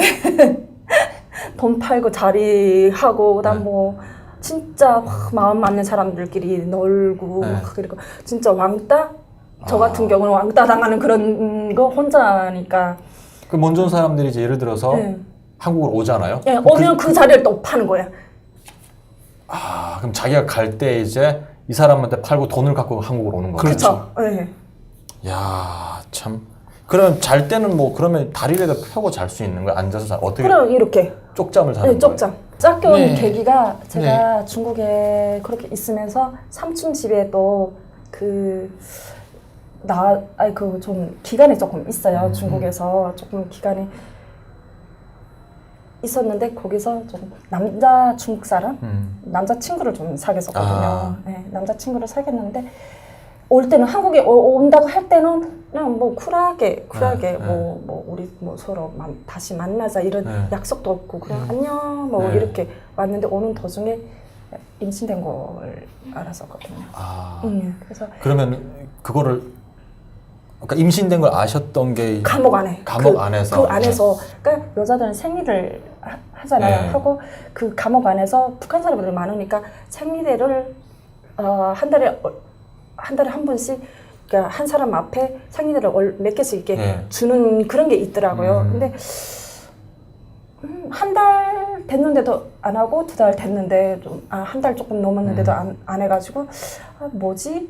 그래서 제가 그 반장이라는 게 있더라고요. 또 북한 사람 관리하는 반장이라는 여자 있는데 그 태국 말을 조금 할 줄 알더라고요. 그래서 경찰이랑 이렇게 얘기를 막 하더니 저한테 그냥 아침에 이렇게 잤어요. 자는데 깨우더라고요. 막 일어나서 뭐 이만한 비닐컵 같은 거 이런 거 주더니 나보고 말이 안 통하는 거를 해가지고 오줌을 소변 검사 하겠다. 졌더니 아침에 졌는데 오후쯤에 와가지고 저한테 그러더라고요. 그냥 베이비 있다고. 베이비 있다고. 깜짝 놀랐죠. 그냥 그냥 뭐 중국에서 내가 몇 년 산 것도 아니고 그냥 그렇게 사귀다가 그냥 헤어졌으니까. 그래서 한국 진짜 빨리 올 계기가 처음에 거기 내가 들어갔을 때는 거의 300명 정도 됐었는데 제일 1순위로 노약자들하고 임산부들 애들 뽑은 거죠. 비행기로 한국으로 이렇게 뽑은 건데 내가 첫 손을 하니까 그 앞에 왔던 사람들이 먼저 왔던 사람 항의가 막 대단한 거예요. 그러니까 뭐 오실 때 이제 한 보름 정도 걸렸고 중국에서 뭐 태국까지 오는 동안에 그 동안에 이제 생리를 안 하셨고 그리고 또 이민국에 있는 동안에 생리를 안 해서 이제 물어보니까 애를 가진 걸 알게 됐고 그것 때문에 한국에 또 일찍 오셨잖아요. 그렇죠? 그러면 그 아이는 어떻게 됐어요? 아이는 지금 현재 제가 키우고 있어요. 아, 그래요? 네. 그래서 와서 한원에서 그냥 나와서 다음 달로 제가 10월 달에 난 11월 달에 애를 출산해가지고 지금 현재 제가 혼자서 남아이예요, 여아이예요? 네, 남자예요. 남자예요. 아들. 네, 아들입니다. 아이고. 안 힘드세요? 혼자 힘들죠. 애 키우는데. 그래도 뭐 저 같은 경우는 부모 형제도 지금 없고 애를 하나 우즈를 하고 사니까 너무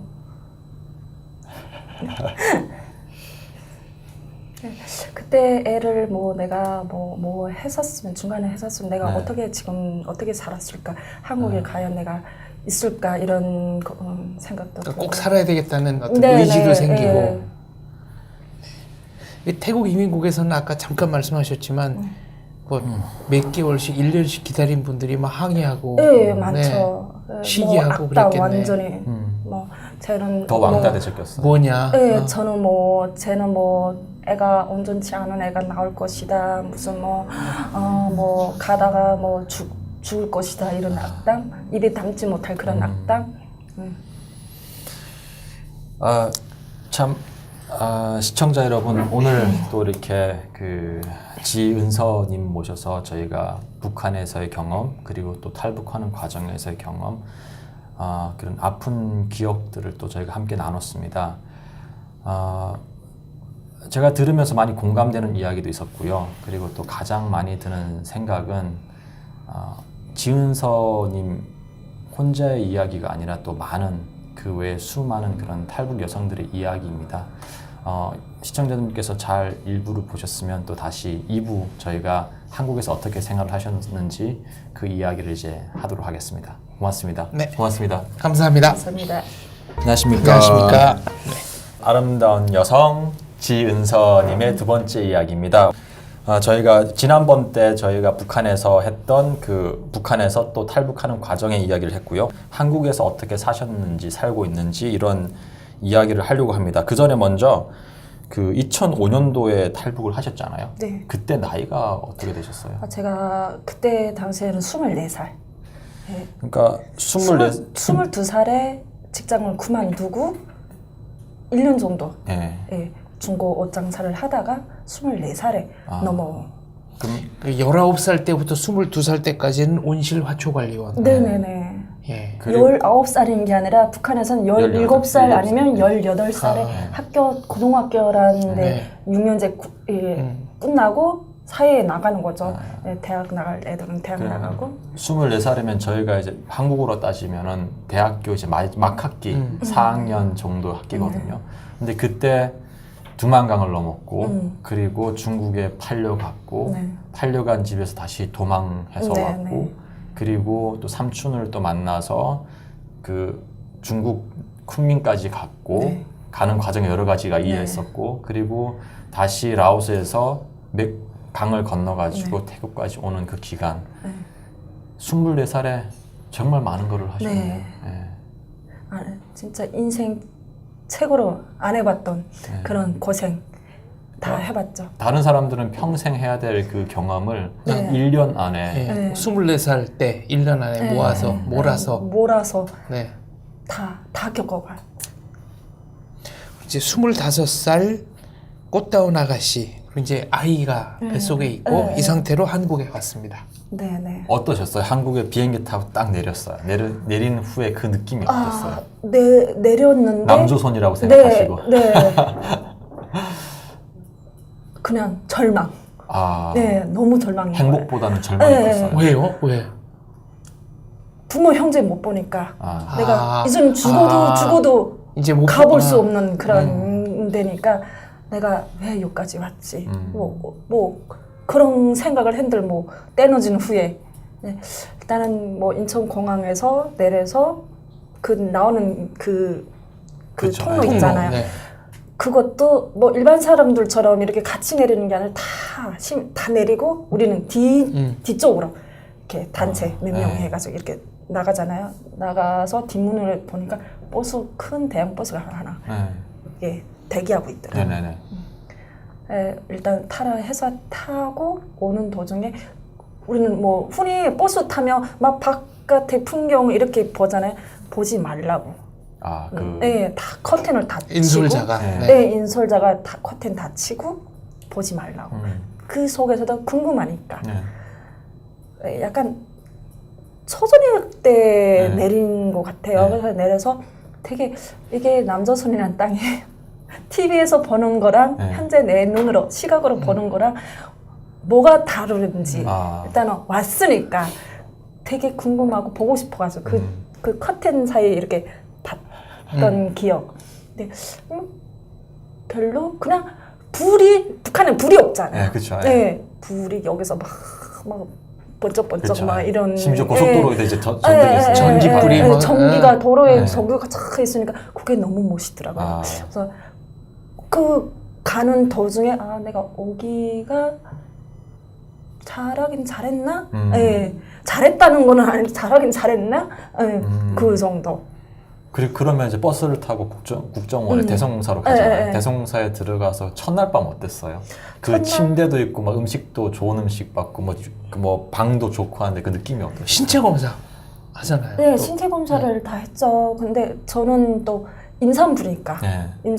임산부 따로. 네, 아니 딸은 안 해주는데 약간 그 임산부들끼리 또 그런 생활하는 그런 방이 있더라고요. 몇 명이나 됐어요 그때?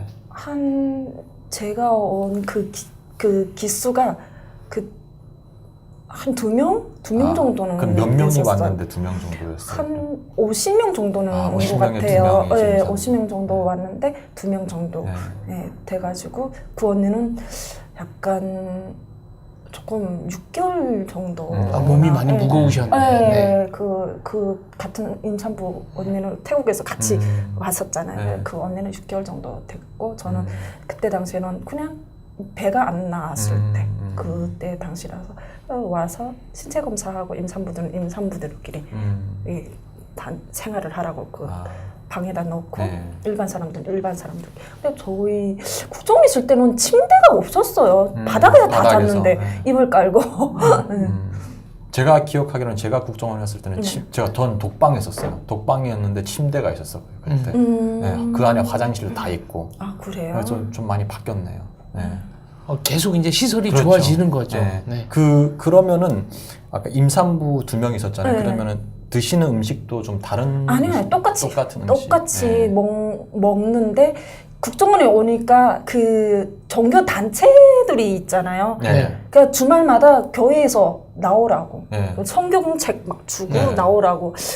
별로 안 좋은데 저는 또 부르죠. 완전히 네. 빨강물이라 아니라 하는데도 네. 친구들이 그냥 야 믿음보다 그냥 야 저기 나가면 뭐 사과도 주고 가자는 사람들이랑 또 어울릴 수도 있고. 네, 그렇죠. 네. 우울증 오고 막 이런 네. 임산부들은 있으면 우울증도 오고 그러니까 그냥 나가서 우리 그냥 과자랑 주니까 얻어먹는 그 재미. 저도 그렇게 나갔어요. 네. 저는 하나월에 오면 저희가 아시겠지만 네. 뭐 절도 있고 뭐 스님들도 오시고 네, 천주교도 네, 오시고 토요일 날은 다 들어오더라고요. 그리고 그 교회도 오시는데 저는 어떻게 했냐면 아침에 딱 가면은 먼저 스님들한테로 가요. 가서 떡을 챙겨요. 어머. 딱 그리고 천주교로 가요. 천주교를 가면 초코파이랑 과자들이 있으면 과자를 챙기고 그리고 마지막에 이제 기독교 쪽으로 가요. 그러면 거기에는 뭐 음료도 있어요. 그럼 음료수를 채면 한 이만큼 커요. 그럼 일주일 동안 열심히 간식. 네. 네, 저도 열심히 먹었어요, 네, 진짜. 예. 저도 그랬거든요. 특히 또 임산부라 가지고 그 단체마다 이렇게 돌아가면 네. 이렇게 해서 하면 한 보따리만큼 받아가지고 오거든요. 그죠. 예. 허실에 들어와서 그 냉장고에 넣으면 일반 애들은 그 한원 왔을 때는 일반 애들이랑 같이 방을 쓰게 맞아요. 되는데 애들이 먹고 싶어가지고 내가 꺼내서 먹으면 혼자서 먹으면 애들이 거기 쭉 이제 있잖아. 모여서. 먹고 싶어서 하면 그 사과도 한 알짜리를 내가 다 먹어야 되는데 눈치가 보니까 네 조각을 나눠가지고 얘 하나 주고 얘 하나 주고 이렇게 먹었던. 그 국정원에서 조사받을 때 힘들지 않으셨어요? 또 그때는 또 임산부였고 네, 했기 좀 때문에. 힘들었죠. 네. 뭐 한 3일 정도, 근데 일반 사람들은 일주일이라고 하는데 저는 3일 정도 있었는데 3일도 그냥 뭐 이렇게 책상에 앉아 있는 게 아니라 임산부니까 대여를 또 해주더라고요.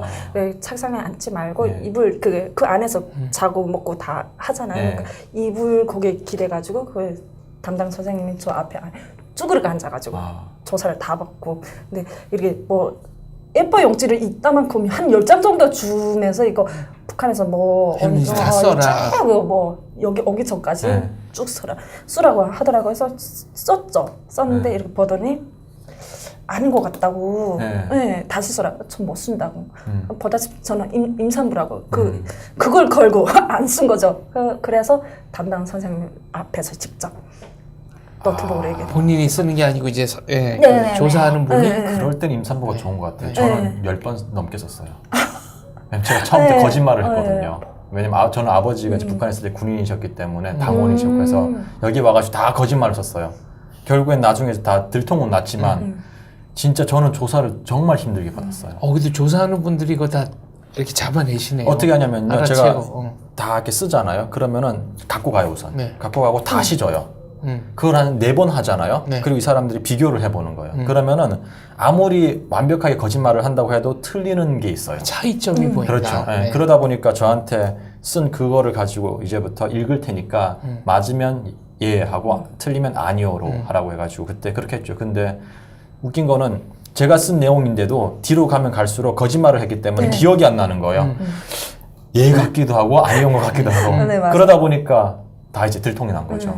아. 저도 이렇게 처음엔 조사를 이렇게 그 용지에다가 다 썼는데 물어보더라고요. 다음날에 네. 와서 네. 이렇게 뭐 하셨죠? 뭐 거기는 뭐 어땠어요? 뭐 얘기를 하면 딱 그 서류를 제가 썼던 서류를 이렇게 보면서 아닌 것 같은데 거짓말하죠. 막 그러더라고요. 근데 옆방에서 막 거짓말을 하면 막 책상 막 두드리는 소리가 막 나잖아요. 근데 저는 임산부니까 그렇죠.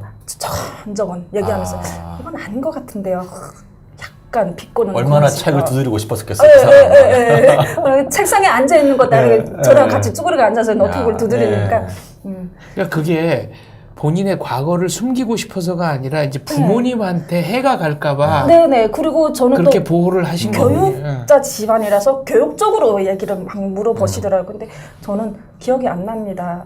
뭐 모르겠습니다. 뭐 그 교과서에 뭐 이렇게 있는데 뭐 어떻게 하셨어요? 모르겠습니다. 왜 모르느냐고. 영향이 부모님 영향이 있어가지고 그런 쪽으로. 그러니까 다 부모님 영향이잖아요. 아까 얘기했다시피. 그 뭐 군대 아빠가 군대면 군대 그런 그렇죠. 얘기를 저는 또 교육 집안이라서 교육적으로 많이 물어보더라. 모르겠습니다. 모릅니다. 무조건 모른다니까 왜 모르냐고 물어보시다. 모르는 건 모른다고 하지. 그리고 뭐 쓸데없는 얘기를 막 물어보더라고요. 뭐 김정일이 마누라 몇 명 있고 이름은 물어보고 저도 자식이 몇 명 있고 내가 그걸 알았으면 내가 여기까지는 안 온다. 저한테는 김일성 장군의 노래 삼창, 김정일 장군의 노래 삼창을 부르라 그래가지고 큰 소리를 불렀어요. 네, 저한테도 그렇게 하더라고요. 그럼 진짜 탈북자 맞는지 확인하려고. 네, 그리고 뭐 김일성이 마누라가 이름이 뭐고 뭐 김일성이 엄마 이름이 뭐냐고 하고 맞아요. 나 마지막에 물어보는 게 뭐 북한의 유명한 그 만화 소년장수 딱 바로 나와야 돼. 그러니까 다라냐고 소리지. 그 노래를 부르라고 하더라고요. 그래서 가사는 모르겠는데 이렇게 제가 하니까 맞네요. 네, 근데 제가 거기서 되게 참 웃기는 게 뭐냐면 김일성이 그 엄마 이름이 성함이 뭐예요? 이렇게 된 거죠. 그럼 그게 강반석 여사잖아요. 근데 김정숙이라고 얘기했거든요.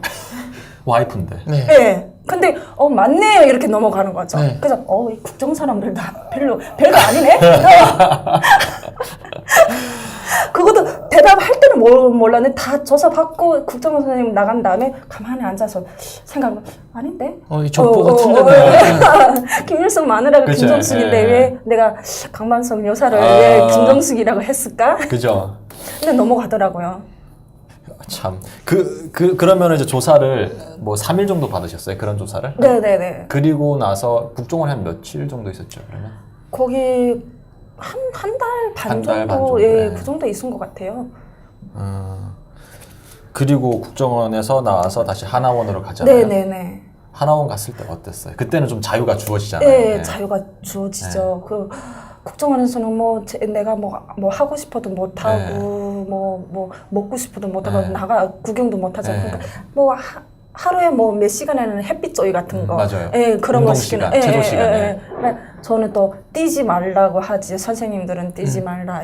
임산 초기니까 애가 떨어진다. 뛰지 말라고 하지. 그래가지고 뭐 운동도 못 하고 그냥 쭈그리고 앉아가지고 햇빛 조이 그냥 진짜 햇빛 조이 하다가 또 들어가고 막 한원이라는데 또 이렇게 버스 타고 또 갔는데 거기는 완전 자유인 거죠.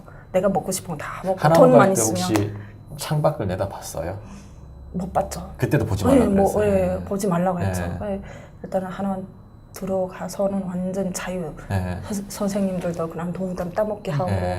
뭐 총각 선생님들 있으면 우리 그때는 뭐 남자 한원 여자 한원 따로 있잖아요. 그렇죠. 예. 남자라는 구경을 못 하거든요. 네. 그러니까 오직 남자라는 거는 선생님들, 교육 주는 선생님들. 그러니까 그 선생님들이 농담하고 우리 사귀어요 막 이렇게 네. 농담 따먹기 네. 예, 그런 걸 되게 했었던 기억. 뭐가 제일 좋았어요? 하나원에서 생활하면서? 그냥 친구들이 있고 그리고 돈 있으면 네. 돈만 있으면 돈을 또 이렇게 한 달에 얼마씩 우리가 용돈 이렇게 주죠. 용돈을 네. 주잖아요. 그 돈이면 그 정문 앞에 매점이 있거든요. 맞아요. 예, 매점에서 오징어 사 먹는 네. 그 아니, 재미. 이게 북한에서 오징어. 오신 분들은 오징어를 그렇게 네. 드시더라고요. 우리는 또 바닷가 쪽이 아니라서 네. 예, 좀 약간 그쵸. 그쪽이라서 오징어 되게 진짜 돈만 주면 딱 그날 돈 준다면 손꼽아 기다려요. 돈 딱 주면 네. 그냥 바로 내려가서 오징어 막 사가지고 막 쭉쭉쭉 막 이렇게 씹어 먹고 막 이랬던 거. 그러면은 하나원 생활하면서 뭐 이제 한국 사회 곧 나가잖아요. 그러면 그때 뭐 하나원에 있을 때 나는 한국 사회 나가면 이런 걸 꼭 해봐야겠다라는 그런 마음가짐이 혹시 있었어요?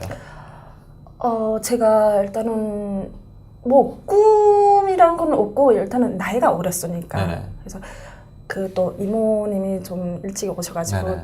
이게 한원에서 약간 연락을 주고 받았거든요. 그래서 사회 나면 이렇다 뭐 좋은 점 하고 나쁜 점 이렇게 알려주더라고요. 그래서 내가 일단은 나가서 공부를 해야 되겠다. 공부 집 쪽이 공부 그 교육자 네. 집이라서 그냥 꿈이 황하게 껐죠. 네. 내가 이렇게 1년 안에 뭐 공부해서 돈 많이 벌어서 내가 부모 형제 데리고 올 것이다 이렇게 했는데 그게 이렇게 될 줄은 몰랐죠. 일단 아이도 계속 네, 가야 애는 되고. 한원에 딱 도착하니까 그냥 배가 불러오고 네. 네, 그래서 아까 그러면 하나원에 그럼 애는 언제 출산하셨어요? 하나원에서 나와서 10월달에 나와서 11월달 그때가 한 달 만에 2006년 10월이었나요? 네. 그럼 그때 나이가 어떻게 되셨죠? 제가 그때 24살 24살. 네, 4살에 24, 25. 얘가 생일이 11월달 생이거든요. 네. 그래서 나오자마자 아, 바로 애를 낳죠. 만삭이 돼가지고 퇴소를 해서 그럼 지금 애는 한 12살, 11살 됐겠네요. 네, 그 정도 됐죠. 혹시 아이가 엄마가 북한에서 온 걸 알아요? 모르기를 바랬는데 한 몇 년 전까지만 해도 몰랐었거든요. 그냥 네. 우리 엄마는 일반 엄마들이랑 똑같다고 생각을 했는데 네. 제가 이런 방송 활동을 하다가 보니까 네네. 애가 알아차린 거죠. 이제는 이게 인터넷이 얼마나 이게 한국에서는 네. 유명하잖아요. 네. 이제는 또 초등학교가 됐고 애가 너무 이게 저 때보다 더 애들이 여기 지금 남한 애들이 머리가 너무 좋잖아요. 그래서 인터넷 딱 유튜브를 들어가 봤나 봐요. 들어가 봤는데 엄마가 나오더래요. 그래서 엄마 이거 엄마 맞아요. 깜짝 놀랐거든요. 이만큼 나온 그 동영상 예. 봤거든요. 아이 안 놀랐어요, 아이가? 아니 그냥 우리 엄마가 단순하게 그냥 우리 엄마가 TV에 나왔다 그걸 알고 다음날에 학교 가서 자랑을 했나 봐요. 근데 선생님이 전화가 오셨더라고요. 그래서 뭐 어머니 뭐 이렇게 애가 네. 어머니 그 TV에 나왔다고 하는데 어떤 TV에 나가셨어요? 그래서 내가 얘기를 했죠. 그래서 제가 북한에서 왔고 이제는 온 지 몇 년 됐고 애는 지금 아직까지 모른다. 몰랐는데 어떻게 애가 자기 핸드폰을 뒤져 보다가 유튜브에 뜬 걸 본 것 같다. 근데 그래서 현우는 그냥 엄마가 그쪽에서 온 걸 모르고 단지 엄마가 TV에 나왔으니까 연예인인 줄 알고 애들한테 자랑을 다 한 거야. 그 다음에 제가 뭐 이렇게 토크쇼 뭐 강의 이런 걸 많이 다니거든요. 그래서 그 한 번은 포항 쪽에 그 축제가 있었어요. 토크쇼 축제가 있어. 애를 데리고 갔는데 거기서 100% 엄마 북한에서 온 걸 이제 확실히 그래서 저녁에 와서 알고. 엄마 북한은 들어봤는데 엄마 진짜 북한에서 왔냐고. 그 질문이 그냥 대수롭지 않은 질문인데 저한테는 되게 가슴이 못이 박히더라고요. 그래서 내가 괜히 애한테 상처를 줬나? 그럼 제 고민이 이거예요. 제가 상담을 오히려 해야겠네. 저는 이제 나중에 결혼해서 애를 놓으면은 언제 어느 타이밍에 아빠가 북한에서 왔다라고 이야기를 해줘야 해줘야 되나. 할지를 모르겠어요. 왜냐면은 그 아이한테는 한 번도 가본 곳도 아니고, 그리고 그 아이한테는 그 상상의 곳이고, 그리고 우리는 다른 친구들은 추석 때 다 고향으로 가는데 왜 우리는 왜 안 가지? 이런 것들. 네, 그 질문이 애가 요즘 뭐 생일도 며칠 전에 했었고 해서 애가 그러더라고. 다른 친구들은 네. 뭐 명절 때나 뭐 네. 생일 때 외가 쪽이나 친가 쪽에서 자기한테 용돈 주고 막 그러는데 나는 왜 갈 데가 없냐고. 그럼 누구 오는 사람들 왜 없냐고. 용돈 주는 사람들 왜 없냐고 이렇게 물어보니까 참 그게 또 가슴이 너무 아픈 거예요. 내가 안 왔으면 여기 또 안 왔으면 애가 이렇게 그렇죠. 네. 이런 아픈 질문을 했을까? 저도 외롭지만 애가 더 외롭다는 생각이 들더라고요. 나중에 아이가 크면은 엄마가 열심히 살고 있다는 걸 아마 분명히 알 거예요. 알 것 같아요. 예. 참 또 그러면은 한국에 정착 초기잖아요. 저는 이제 정착 초기 때 뭐 중학교를 가가지고 그렇게 어려움이 없었는데, 혹시 정착 초기 아까 애를 낳았으니까 그리고 이제 뭐 애 이제 임산부 그 뭐 산후조리 끝나고 나가지고 한국에 와서 첫 직장이 어디였어요? 그 식당에서 일을 했었거든요. 아. 근데 제가 애가 있고 뭐 생계비가 얼마씩 이렇게 주잖아요. 네. 애가 있고 제가 있으니까. 근데 그거 가지고 한국에서 생활을 못 하겠더라고요. 그 애 분유값에 기저귀 기저귀값에 값에. 먹고는 살아야겠고. 그렇죠. 예. 근데 참 북한에서는 드라마 봤을 때는 진짜 계단에서 막 술립 입고 번들번들한 술립 입고 내려온 그거 환상의 꿈을 했는데, 제가 부산에 네. 집을 받았거든요. 근데 뭐 영구임대라고 진짜 12평, 네. 12평만한 그 집을 받았는데, 애를 낳고 딱 집에 갔는데 아무것도 없더라고요. 진짜 단칸짜리 그냥 반경 거실 하나 있고 부엌이 조그만했고 뭐 안방이라는 데는 진짜 침대도 안 들어갈 정도로 그렇게. 그러니까 너무 허무하더라고요. 그래서 거기서 또 애를 안고 그냥 무래기지요. 무래기랑 부둥켜 안고 갓난아기. 예, 울다가 지쳐가서 또 자다가 또 일어나면 또 이렇게 두리번, 그리고 누구 오는 사람이 없고 아무것도 없으니까 또 울다가 또 자다가 또 깨고 한 이틀은 그렇게 먹지도 않고 울었던 것 같아요. 근데 한참 그냥 죽을까 막 이런 그런 못된 생각까지 막 했는데, 애가 배고파서 울더라고요. 막 줘 달라고 우는 그 동시에 보니까 애를 보니까 정신이 내가 정신이 이제 번쩍 예, 들어서. 애 낳은 것도 생각도 그냥 안 하고 그냥 내가 외롭고 내가 왜 여기까지 와서 살아야 되나 막 이런 생각. 그래서 또 집에 오니까 누구 하나 뭐 문안 인사 막 그런 것도 없이 있었으니까 그냥 계속 그냥 커튼 닫히고 그냥 불도 안 켜놓고 한 이틀 동안 온건 이틀 동안 그렇게 울었나 봐요. 그러다가 애를 딱 울음소리에 첫 울음소리에 그냥 정신을 돌아가지고 제가 살아야 되겠다. 그래서 그냥 한 5달 반까지는 그냥 모유, 그러니까 수유하고 모유 그러니까 먹이고. 분유를 먹일 돈도 별로 좀 안 돼가지고 부록고기 또 이렇게 내고 하니까 손에 쥔 게가 우리가 통장에 300만 원 주잖아요. 그렇죠. 예. 다 브로커비로 나가죠. 네, 브로커비가 150만 원, 일단 350으로 왔는데, 예, 나 이만점에서 애가 있으니까 나 살아야 되겠다. 어떻게 50일을 깎아달래 해서 350에서 300원 줄은 거죠. 그 150을 이렇게 해서 내가 달마다 얼마씩 부채 드릴 거는 좀 봐달라고 해서 그 150 가지고 생활을 해야 되잖아요. 그래서 중고센터에 들어가서 냉장고, TV, 세탁기를 10만 원짜리를 해서 각 10만 원에서 30만 원 주고 사고, 애가 분유에 뭐 기저귀 사라고 하는데 돈이 10만 원밖에 없더라고요. 네, 수중에 남은 돈이. 네, 10만 원밖에 없더라고요. 그래서 또 뭐 이렇게 서서히 이렇게 사니까 뭐 몇만 원 그거 가지고 그 라면을 한 박스 샀었거든요. 임산부가 라면을 예. 먹고는 살아야 되니까. 그래서 라면을 해서 그냥 한 끼 정도 네, 근데 받자마자 그냥 이틀 동안 그냥 물도 안 먹고 그냥 울다가 지쳐가지고 자고 막 이렇게 했는데 애 때문에 그냥 정신 차리고 라면 그다음부터 라면 끓여 먹고 시작하고 그다음에 또 조금씩 뭐 사회복지관에서 조금 또 도우미라는 분들이 오시거든요. 그래서 뭐 조금 분유도 갖다 주시고 애기 옷도 갖다 주시고 해서 그걸로 조금 살았죠. 살다가 애가 조금씩 커가면서 5달 반 만에 너무 힘든 거예요.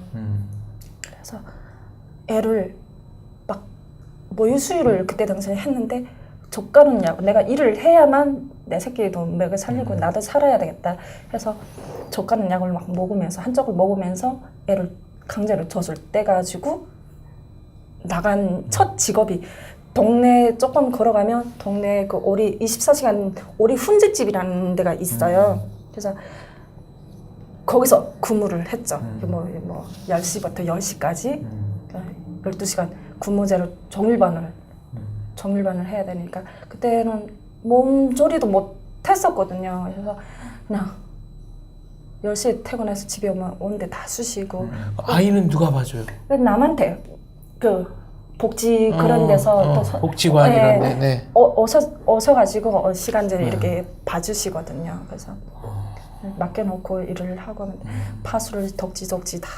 그러니까 애를 낳았으면 우리는 뭐 산후조리라는 게 있고 그렇죠. 뭐 이렇게 해야 되죠. 근데 나는 산후조리 해주는 사람도 없고 뭐 누구 옆에서 애기 어떻게 키워라 이렇게 조언해주는 사람도 없어요. 단지 오직 혼자서 어렸을 때 애를 키워본 적도 없고 완전히 초보맘인데 그냥 내 방식대로 그냥 막 키우고 막 내가 나가서 돈 벌어 파수를 여기 다 붙이고 이러다가 서울에 있는 친구 애가 하루는 내려왔더라고. 부산에 내려와서 내가 일하는 모습을 보니까 그냥 무릎이고 뭐 발목이고 다 파수 붙이면서 불쌍했나 봐요. 그래서 식당보다 의류 판매해서 일을 하자 올라와라. 그래서 올라온 거죠. 부산에서 서울로 올라온 거예요. 또 애를 붙여오고 또 올라온 거죠. 올라와서 서울에서 물레 홈플러스 안에서 친구애는 여성복 팔고 저는 남성복 팔고. 그러면 집은 어디서 사셨어요? 서울에 올라오면? 친구 집에서 살았죠. 친구도 혼자 살았으니까. 거기서 같이? 네, 같이 살았죠.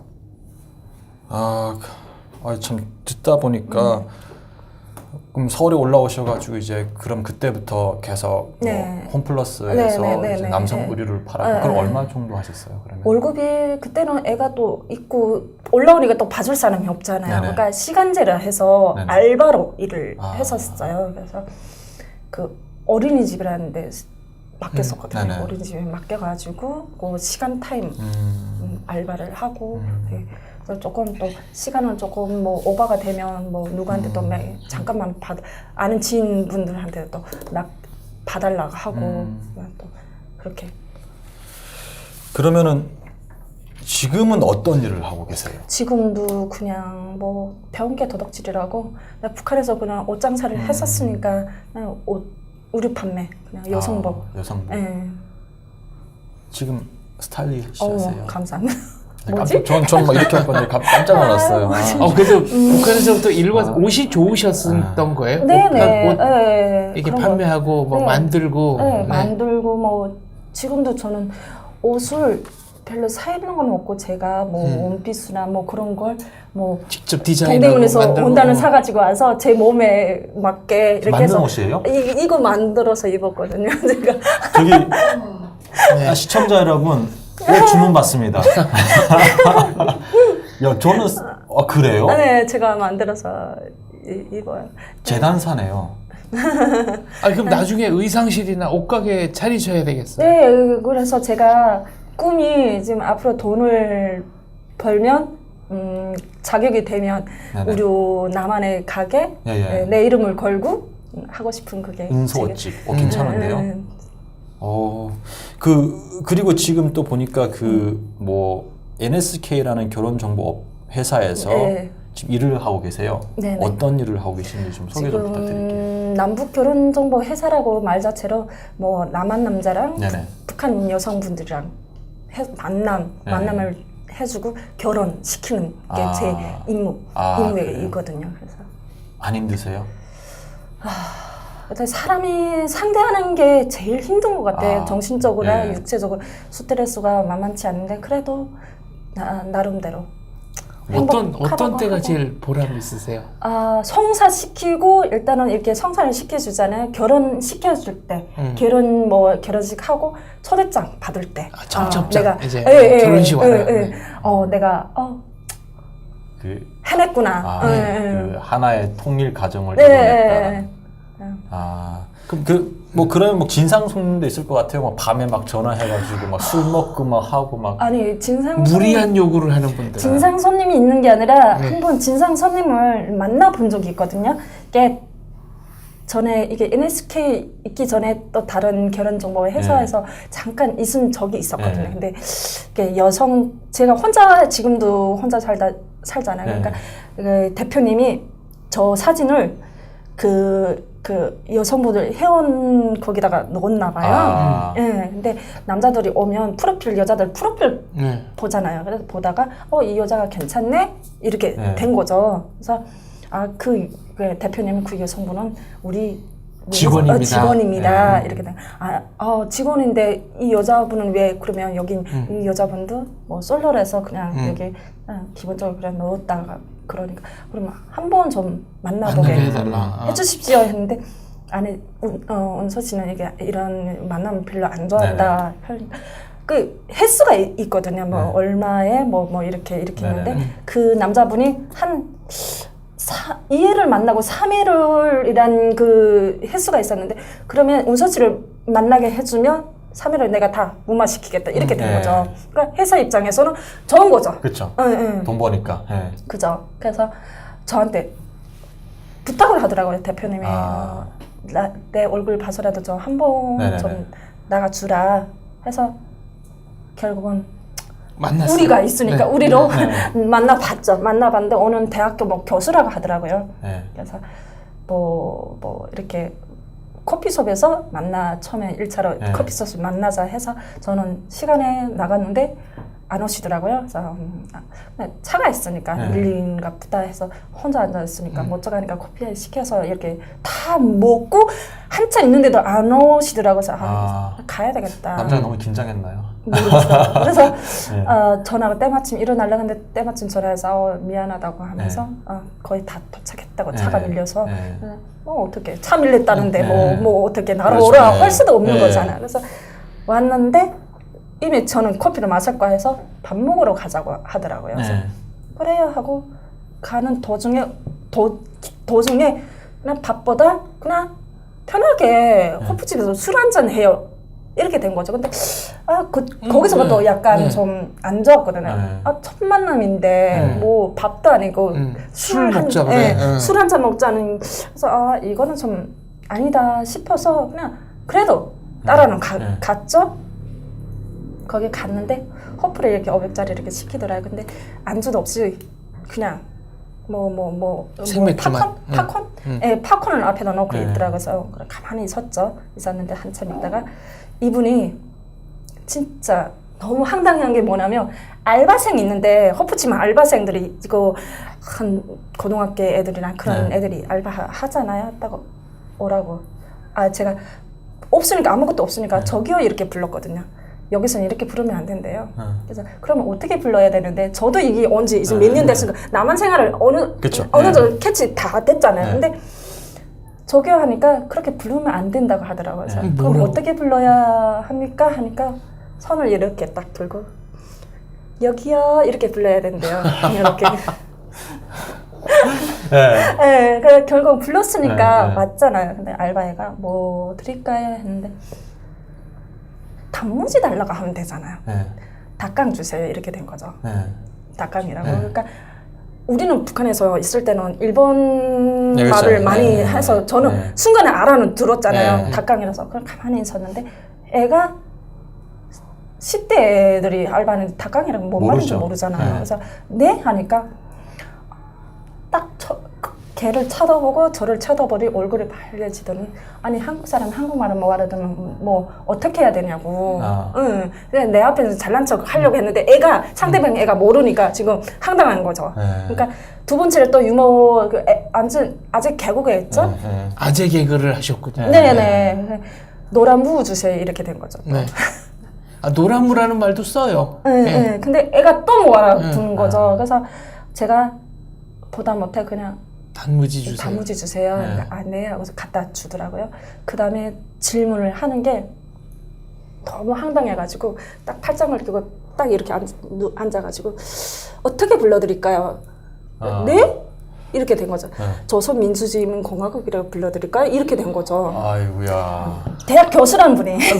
아니 그분은 왜 질문을 하신 거예요? 그죠? 그러니까 상대방 사람이 네. 북한 사람인 거 모르고 나왔으면 제가 또 그렇죠. 이렇게 자세한 얘기를 해드릴 것 당연히 이게 북한에서 온 여자라는 걸 알고 나왔을 건데 왜 그런 질문을 저한테 그것도 공손하게 이렇게 뭐 힘드셨죠? 뭐 일반 사람들이 그렇게 다 물어보잖아요. 딱 팔짱 끼고 이렇게 앉아가지고 조선민주주의인민공화국이라고 불러드릴까 이렇게 된 거죠.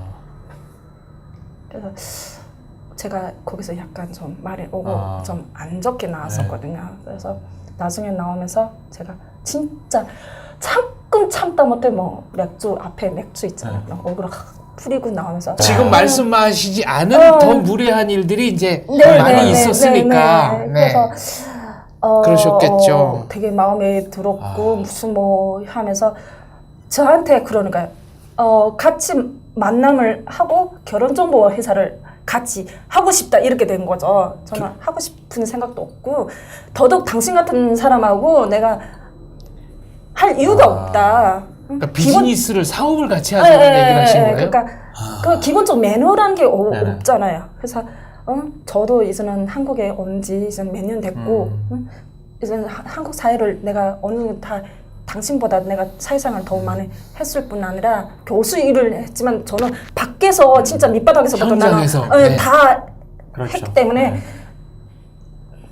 당신 같은 사람하고 내가 진짜 처음 받고 막 이래서 이야기하다가 나중에 막 맥주를 얼굴에 다시는 나한테 연락하지 마. 내가 죽여버린다고 내가 막 이러고 나왔었거든요. 이 사람이 일본 시골에서 유학을 하셨나 봐요. 닭광으로 이야기하는 거 보니까.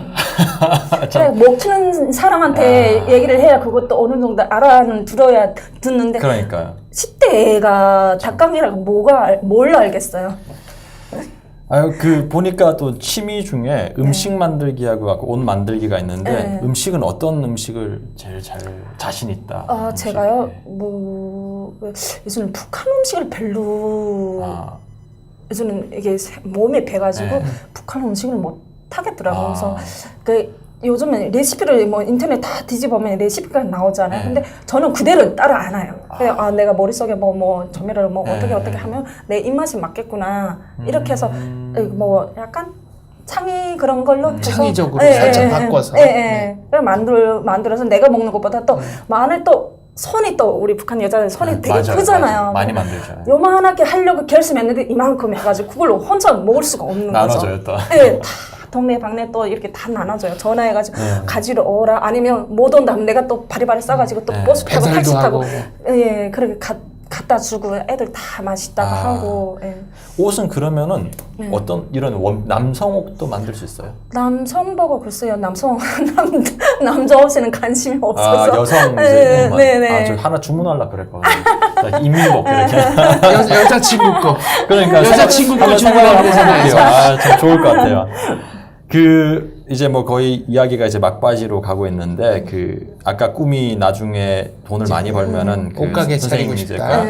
옷가게를 차리고 싶다 했는데 만약 통일이 된다면은 하고 싶은 일이 어떤 일이 있어요? 제가 요즘 가끔씩 주말마다 봉사 활동을 조금 가끔씩 다니거든요. 자원봉사. 자원봉사 같은 거. 그러니까 경제적으로는 아직까지 도움이 안 되니까 몸으로 많이 했던 일을 많이 하거든요. 그래서 하다가 보니까 좀 저도 어렵지만 저보다 더 어려운 사람들이 많잖아요. 그래서 만약에 통일이 된다고 하면 북한에 가가지고 그 사회복지 그런 일을 많이 해서 북한에 있는 사람들을 많이 도와주고 싶은 그런 거 하고 싶은 거. 그 온 지가 이제 11년, 10년 돼 가잖아요. 네네. 그러면 그 아마 이제 금방 온 후배들이 있어요. 네. 보고 계신 후배들이 네. 있는데 혹시 내가 10년 동안 정착을 하면서 이렇게 하니까 정착이 잘 되더라. 이렇게 하니까 정착하기 참 힘들더라. 그런 혹시 조언 같은 거 좀 이야기해 줄 수 있나요? 조언이라는 게 제가 겪어본 게 네. 외롭다고 슬퍼도 하지 말고 네. 일단은 사람이 사람 알면 더 좋듯이 네. 모임 뭐 자격지심이 되게 많잖아요. 북한 여성분들이. 그리고 제가 최근에 또 하는 직업이 그 결혼 정보 이렇게 그 북한 여성분들 집에 가면 좀 믿음이 없는 것 같아요. 막 싫어하고 뭐 이렇게. 우리는 그래도 먼저 나온 선배이기 때문에 정착 잘 하라고 도와주려고 하는 하는 건데 경계선을 딱 넣더라고요. 근데 저도 한편을 보면 나도 저렇게 했었을까? 예전에 그랬을까? 예, 그런 의문점. 그렇게 경계를 두지 마시고 예, 마음을 조금 넓히고 받아주면 상대방 사람 도와주려고 하면 그 마음을 받아주고 살다가 보면 열심히 살다가 보고 사람을 열심히 만나다 보면 좋은 결과, 저 같은 좋은 결과, 긍정적인 네. 결과. 예. 제가 이야기하면서 항상 그 긍정적인 에너지가 막 느껴져요. 네. 오늘 출연 첫 번 출연이죠? 베나 그렇죠. TV. 베나 TV 이제 그러면은 첫 출연인데 오늘 소감 한마디 해주세요. 베나 TV 어떠셨어요? 출연하니까 어떠셨어요? 오늘 뭐 일단은 간소해서 너무 좋았고, 예, 되게 낯가림이 되게 심해요. 제가 지금도 많이 성격이 변했지만 낯가림이 되게 심한데 여러 프로그램 하다가 보다가 이걸 탈탈탈 이게 프로그램 보니까 너무 두 MC 분들도 너무 좋으시고 아닙니다. 하나도 떨림 없이 되게 항상 프로그램을 항상 떨었거든요. 근데 네네. 떨림 없이 저희는 그냥 대본 없이 하시고 싶은 얘기 하시라고 하니까 네네네 그게 너무 좋았었어요. 사실은 며칠 전까지 출연 여부를 망설이셨대요. 그러니까 녹화날 기준으로 이제 불과 일주일 전에 네네. 북한에서 셋째 언니하고 형부가 결핵으로 세상을 뜨셨다는 얘기를 들으셨대요. 그래서 뭐랄까 방송을 잘할 수 있을까 그것 때문에 굉장히 망설이셨다 그러더라고요. 네.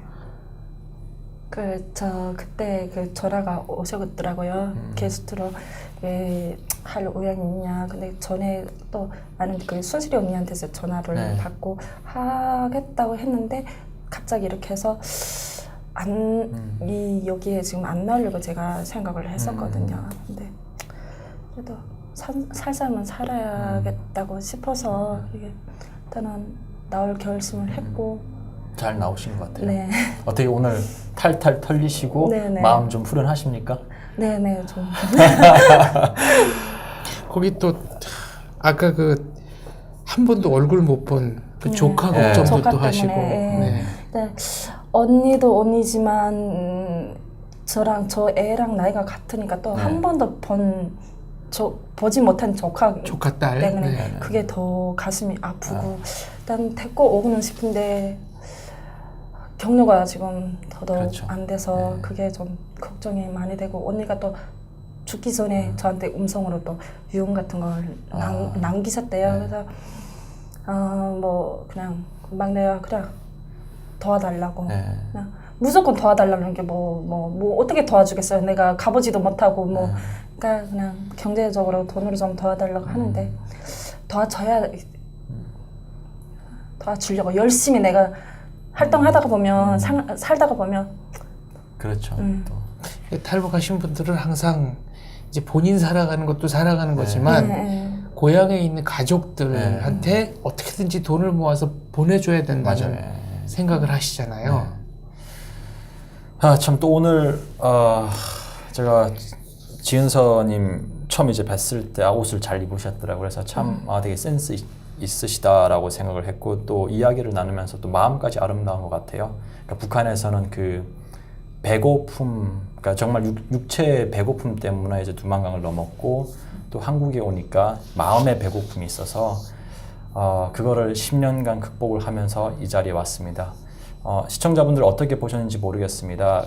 근데 시청자분들께서 항상 좀 응원을 해주셨으면 좋겠습니다. 나중에 은서 옷가게라는 이름을 보시면은요, 옷 많이 주문해 주세요. 오늘 감사했습니다. 고맙습니다. 예. 감사합니다. 안녕하세요. 영상 시청해주셔서 감사합니다. 배나TV 꼭 구독해주세요. 여기 버튼 누르시면 됩니다. 후원금 보내기 어려우신 분들은 꼭 광고 시청해주세요. 이 영상이 마음에 드셨으면 공유도 많이 부탁드려요. 구독 버튼 꼭 눌러주세요. 부탁드립니다. 감사합니다.